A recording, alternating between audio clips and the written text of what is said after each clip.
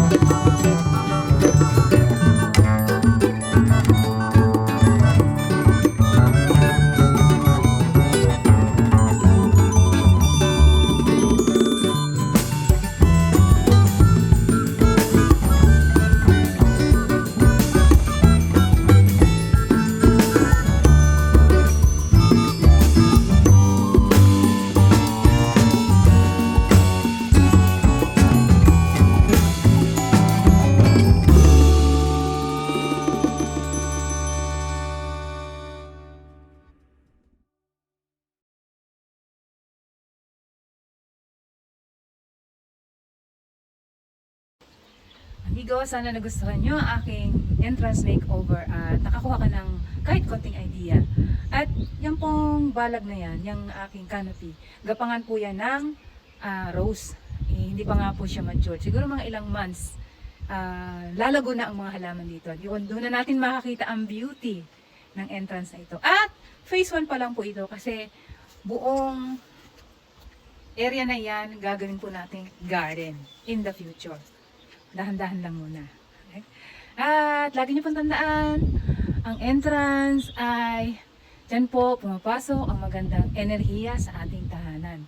Kaya dapat maaliwalas at maayos. Kahit na hindi bongga, kahit na hindi ganito, basta malinis. Walang mga chinechinelas. Yun lang po ang aking mai-share sa inyo. Maraming salamat po sa palaging panonood at suporta. Sana po pakishare na din at pa-follow na rin po. And thank you so much, amigos. Hasta luego.